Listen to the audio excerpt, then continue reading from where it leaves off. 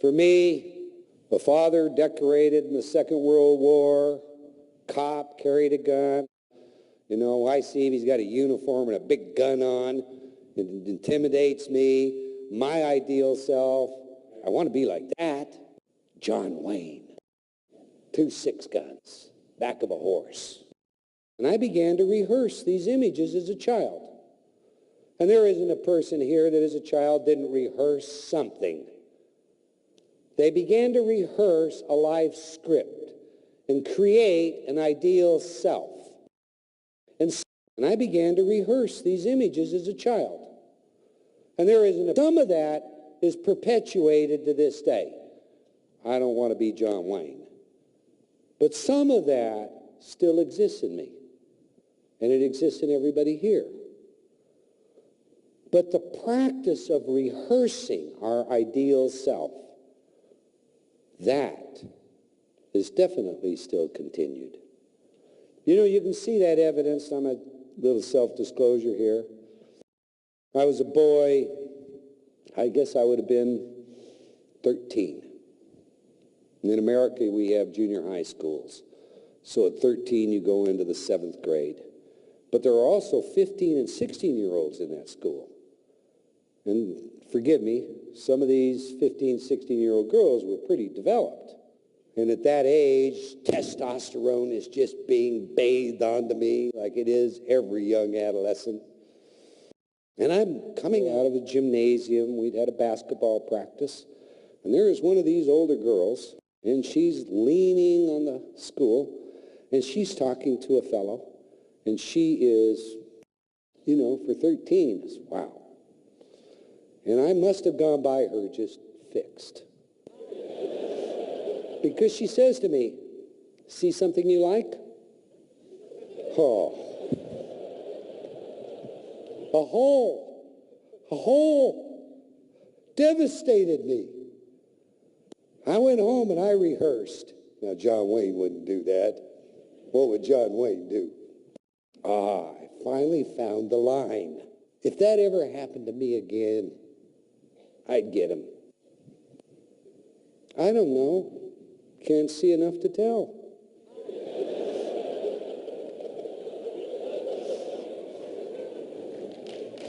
Now, we've all done that kind of thing, haven't we? But I'm going to finish this story, much to my embarrassment. As the universe would have it, a few days later, I'm coming out of school again, and she's standing there. I'm ready. And she almost word for word says, still looking? See something you like? I'm ready. 13. I don't know. Can't see enough to tell. Well, come here, honey, and take a look.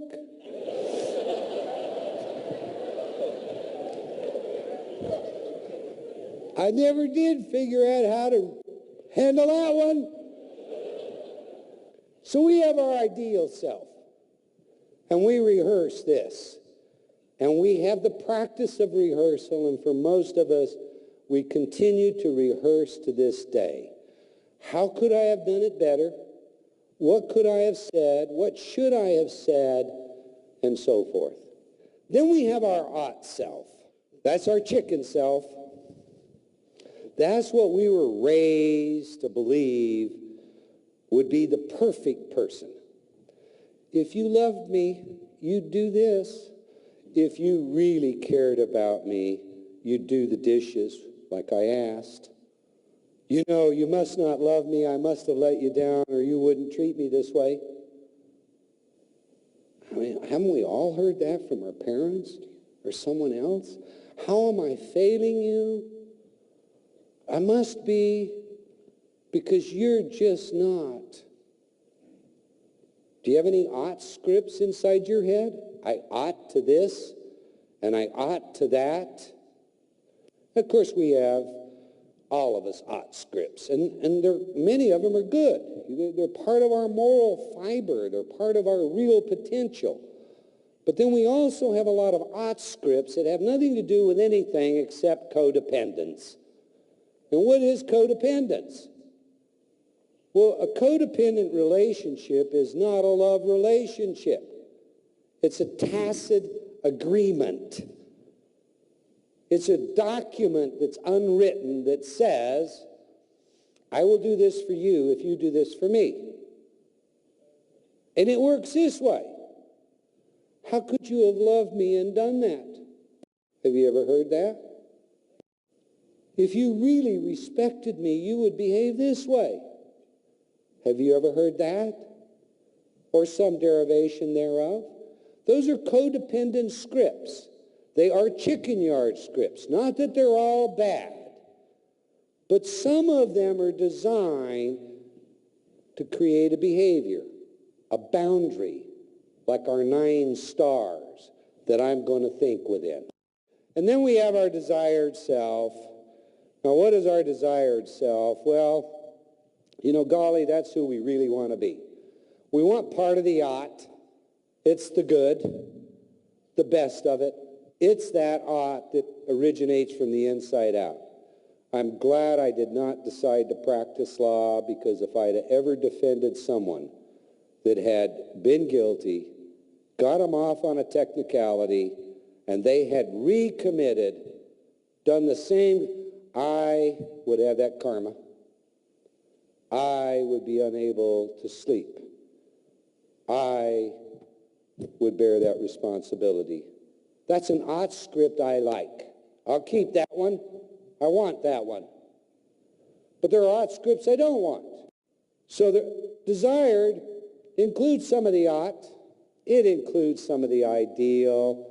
Gosh, who today doesn't at least want to be affable enough to have friends? We all want friends. It's part of the nature of our breed. The human condition needs to be loved. It needs to be accepted. So we all work at creating part of our rehearsed ideal self to be the person we want to be. And that includes all the things we're capable of doing, but we just haven't yet realized.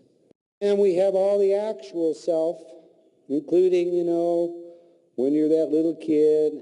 That, too, is who we are still to this day. Now, I think we have this part of our puzzle together. I'll attempt to show you how and why we said what we did to the inmates and what the relevance of that is to you today. And believe me, it's the most important thing I could tell you in all of this.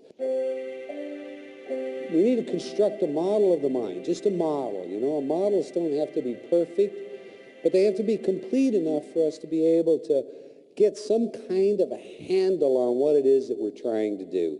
In that process, we have to understand that there's an awful lot in our subconscious that we're not aware of. You know, I can remember getting a phone call in the middle of the night, Sandy Police Department in Utah. They had an armed robbery. It was one of my clients, Consolidated Theaters, and they owned all the big multi-screens and little popcorn theaters, and you know, they paid me every month whether I did anything, just $5,000 a month as a retainer, you know. So I get this phone call, and they've had this armed robbery, and it's their take on a Saturday night, and down to Sandy City I go. Well, the manager of this theater, prior to going to work for the theater, worked for Hertz Rent-A-Car. And so he knew automobiles very well. But when we asked him about this armed robbery, the only thing he could say is, well, I pulled into the night deposit. I saw lights in my rearview mirror of a car, and then this big gun in my face. Now, it's a big gun that we got many, many times. Point blank in his face. That's the only thing he could tell us. So we did some hypnosis right there, see if there wasn't something else that we could uncover, and that's what forensic hypnosis is. And you know, under hypnosis, he was a gun-avid fellow. He told us it was a .357 Magnum, square barrel, silver chamber, identified the weapon. told us the make and the model of the automobile he'd seen in the rearview mirror because we stilled that in his mind. He even gave us a partial plate as that vehicle rolled away. It's still early in the morning, maybe 3 or 4 a.m. This crime has gone down at 1:30, 1:45. We have the suspects and we have the money. All because somehow stored in this unconscious mind was a near photographically perfect, repressed because of the stress, memory of what had occurred. Every traumatic experience we suffer as children, including, well, come here and take a better look. We have a tendency to repress. And there'll be detail about it. We'll just simply forget. We want to forget it. Just about everybody here should be familiar with what's known as a Freudian slip. And we'll come back to that in a bit, but a Freudian slip is quite simply, I'm going to say something to you, but instead of saying what I thought I was going to say, something comes out of my mouth that's relevant.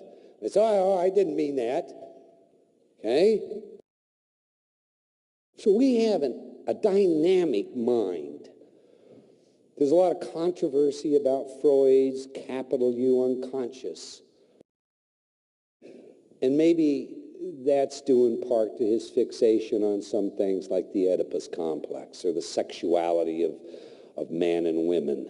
But one thing's for certain, this idea of an active, dynamic, subconscious mind is more than just a construct. It's operating in every single one of us. And it's full of memories. Memories from the time we first entered this plane to today. This unconscious mind predisposes much of our behavior. I said to you earlier in our $1 million analogy, how many of you want to make $1 million? Everybody's hand went up. I didn't see but 2 people, and I won't point at them, in this audience that didn't believe they could make $1 million. We know, therefore, that we have these scripts that are self-imposed. But do we also recognize that we can predispose subconscious thinking? Do we recognize that there is such a thing as false memory syndrome? We can use hypnosis, as is an instance in the very famous issue of about 6 years ago, where we had all these false memory syndromes, and there were all these young people whose father abused them or whose mother abused them, and they recalled this in hypnosis. There were lawsuits, there were defamation of character, to discover what? Almost all of them were made up. They were fantasized. You can suggest one idea on someone, and unconsciously they'll act that out. You can take a pendulum, demonstrate this to yourself. I've demonstrated it to a lot of people. Take a plain sheet of paper and draw a cross on it. You just simply tell this story. You know, the ancient Egyptians divined the sex of an unborn child or the sex of anyone by a pendulum moving on an X and a Y axis. If it moved on the X-axis, it was a male. If it moved on the Y-axis, it was a female. I want you to hang the pendulum over there, and let's see which way this pendulum moves. Oh, by the way, if it circles, that means, you know, you're uncertain of your own sexuality. Okay? Now, I guarantee you, every male you put that to that's heterosexual is going to move on the X-axis, and every female on the Y-axis. And they're not going to be aware that they're consciously moving it. Little muscle, microtremors are going to cause the movement.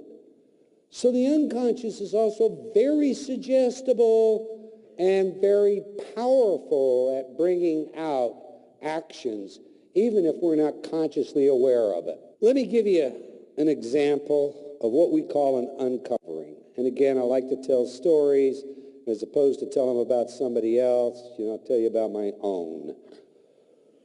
I get into this field. Everything is working. I'm feeling really good. We're starting to help people. I'm thinking, I'm going to change careers. I'm going to sell this criminology practice. And I get a phone call from a friend of mine at the University of Utah, William Gillory. He's chair of the chemistry department, Sorbonne fellow, director of the honors department, today professor emeritus. Brilliant man. And the phone call says, Eldon, wonder if you'd do me a favor. I'm really excited about a lot of your work. Would you share that with my honors class? Honors class. 25, 30 guys, students, kind of sit down informal. Yeah, I can handle that. Not a problem. Sure, Bill, I'll do that. Where are you meeting? Kingsbury Hall. Kingsbury Hall? Why Kingsbury Hall? That's a huge hall, as large as this hall. Larger. Oh, the Black Chemists of America are going to be here. And I'm president of Black Chemists of America. So I'd like them all to attend. Now, I've already told him I'll do it. But I can tell you right now, there's no part of me that believed I was really going to do that. 800 of the brightest people on the planet. Oh, I can't do that. I drove there that day, but I didn't get out of the car. Sat in the parking lot for a bit. Aha! I'll tell him I had a flat tire. I sped away. You know, the number one fear in America is public speaking, and I didn't even know I had one at that point in time, but I was petrified. I don't know of what, something. Maybe my zipper wouldn't be, I don't know, I thought and thought about that, and I could not get myself to tell Bill, a good friend, the truth. Sorry, Bill, flat tire, spare was flat, just couldn't make it. I'm really sorry I let you down. Well, as the universe does things, if you don't get it right the first time, they give you a substitute teacher, and she's always worse. I have a client, Hollywood personality, terrified of performing. Can we create a program to help her? I'm living in Salt Lake City at the time. It's January. In January there, they get hot air inversions because of the Great Salt Lake. Just gets black and sooty, and you can't see the sky for a month. And so my habit in January was to drive down to southern Utah, the Canyonlands, the Grand Canyon, all that beautiful red rock you see, and brochures, and blue sky, and I'd have my weekend in Canyonlands. Tie together my notes, etc. So Friday night I finished making this tape, grabbed it, jumped in my car, drove to Science Park. Got to Zions, went to the cabin. It's late at night. I'd better check this out before I ship it off. So I put the tape in. I'm going to play the tape, write a few things, look over some notes. I'll just kind of lean back, supine position on the bed, which I do. Only I fall asleep, and the tape's playing. And it has these messages. And all of a sudden, I have a dream. Only the dream is a real-life revivification. It's not made up. It's something that happened to me when I was very young that I totally forgot about. My father's side of the family was from Idaho. And they were very, what we call, blue-collar. They were lumberjacks and policemen and firemen and hard-working, everyday people. And my mother's side of the family, well, that was the DuPonts and the Wickles. They were business people, lawyers, judges, and they didn't get along, these two sides of the family. My dad from Idaho, my mother from Wyoming, they moved to Utah, kind of keep the families apart. But we have a family reunion. I'm 6 years old. There's a TV show that I just love. It's called Hit Tunes. And they Every night the show comes on, it plays the best music, the top 10 musics. And they're performed. And there's a song called Vaya con Dios. And I just love this song. And I learn all the words to this song, because at 6 years old, I know I'm going to be a singer. And I sing it for everybody. Well, we have this family reunion, and there's tension boiling, and there's about to be a fight. My mother is going to rescue the day. She grabs me, puts me in the middle, and says, "My son sings. Sing Vaya con Dios." I couldn't hit a note. My voice broke up. I ran out of the room in tears. And an adaptation took place. I'm never going to be a singer.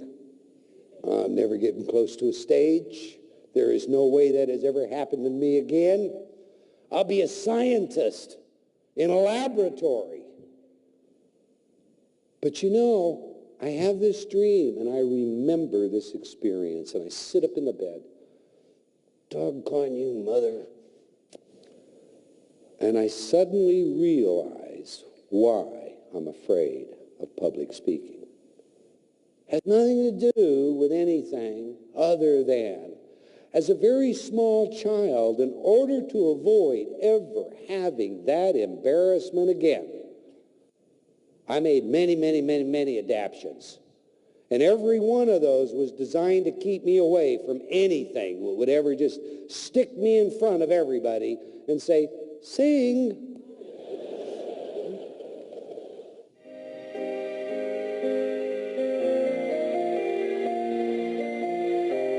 I can today say thanks, Mom, and thanks to this entertainer. Because what happened is the messages on that program had a workshop with my subconscious, and I had an uncovering. Now, what's the value of an uncovering? When you're a child, you have a bad evening, and you're looking in your room, you're scared, and you see this silhouette over in a corner, and you know that's the boogeyman, whatever you call him.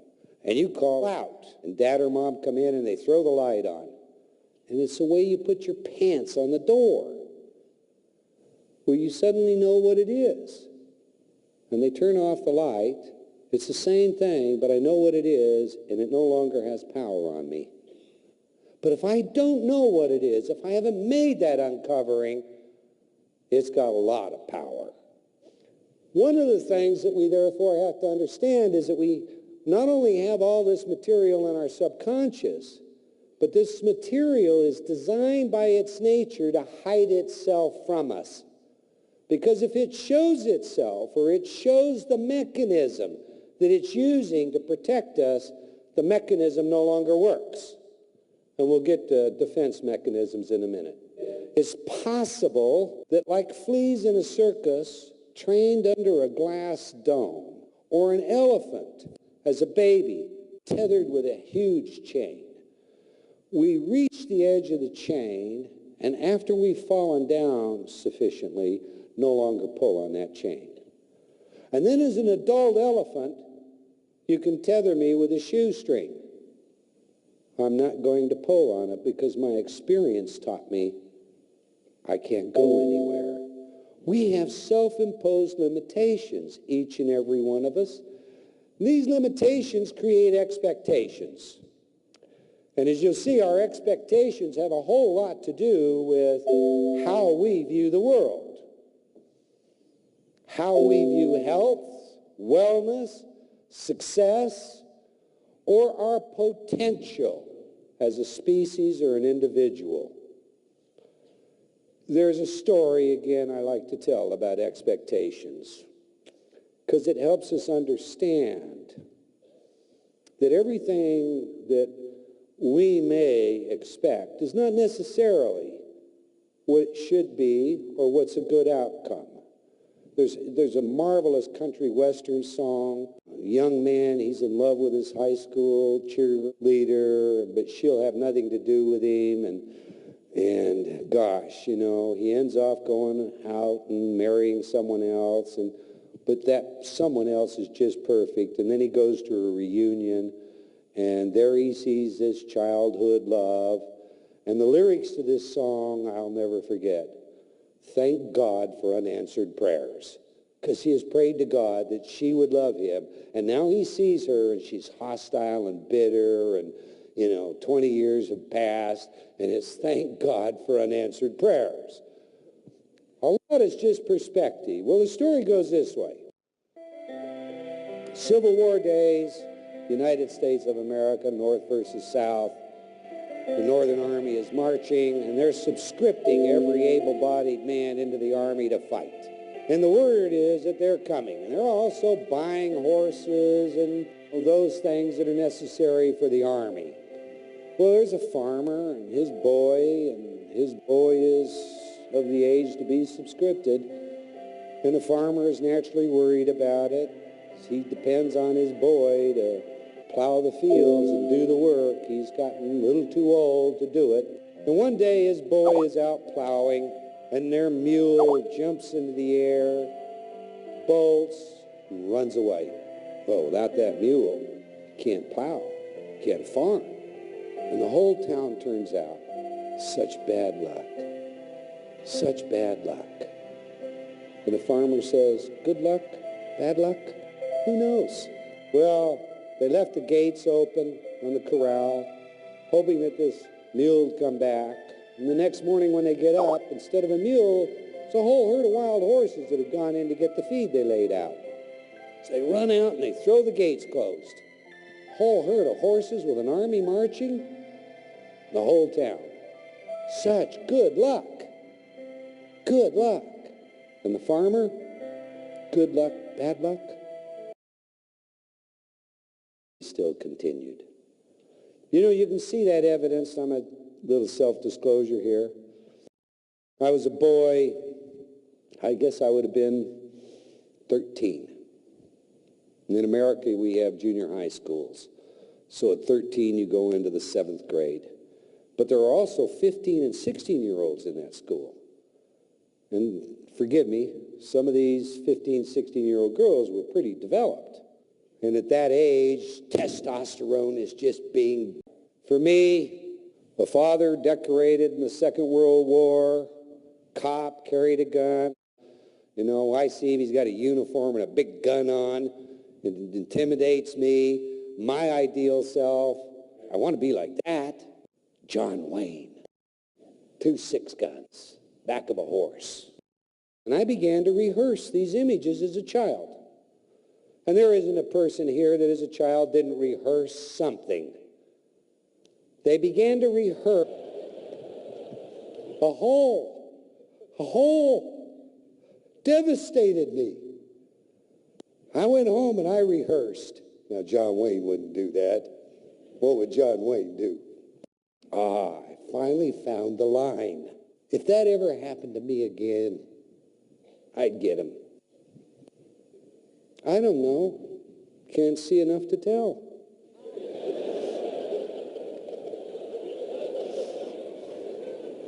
Bathed onto me like it is every young adolescent. And I'm coming out of the gymnasium. We'd had a basketball practice. And there is one of these older girls, and she's leaning on the stool, and she's talking to a fellow.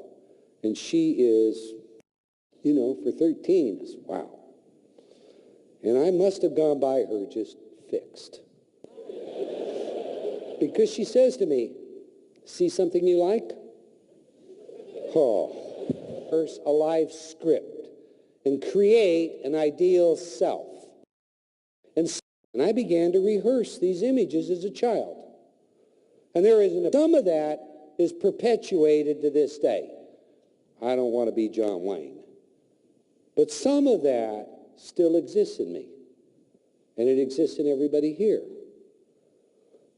But the practice of rehearsing our ideal self, that is definitely